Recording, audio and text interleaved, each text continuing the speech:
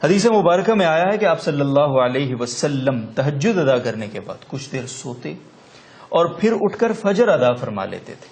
اس میں وضو کا ذکر کہیں بھی نہیں ہے، تو کیا عام آدمی بھی اس پر عمل کر سکتا ہے؟ دیکھیں، آپ صلی اللہ علیہ وسلم کا معمول یہ بعض اوقات ثابت ہے کہ آپ تہجد کے بعد کچھ دیر آرام فرماتے تھے اور پھر فجر کی نماز ادا کرتے تھے. اور ابن عباس رضی اللہ تعالیٰ عنہ کی روایت میں یہ بھی ہے کہ آپ صلی اللہ علیہ وسلم اس کے بعد باقاعدہ سونے کی آواز جس طرح خراٹے کی ہوتی ہے اس طرح کی ہلکے خراٹے وہ بھی آتے تھے. تو لہذا اس سے پتہ چلتا ہے کہ نیند ہوتی تھی. بہرحال تو اس میں بعض حضرات نے کہا ہے کہ اس کے بعد اگرچہ وضو کا ذکر نہیں ہے لیکن وضو کا نہ ہونا یہ ضروری نہیں ہے. آپ صلی اللہ علیہ وسلم وضو فرماتے ہوں گے.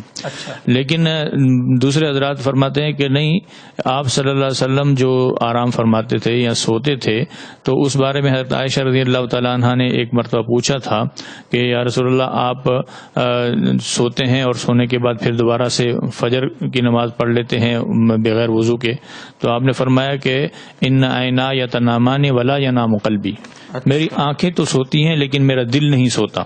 تو لہذا اس سے پتہ چلتا ہے کہ آپ صلی اللہ علیہ وسلم کی جو نیند تھی اس نیند کی وجہ سے وضو نہیں ٹوٹتا تھا. یہ فقہا نے یہ حکم لگایا اس کا کہ تو لہذا آپ صلی اللہ علیہ وسلم اگر آرام فرمائیں اور نیند آ بھی جائے، بے شک وہ گہری نیند ہی کیوں نہ ہو، تو نبی کی نیند سے وضو نہیں ٹوٹتا ہے.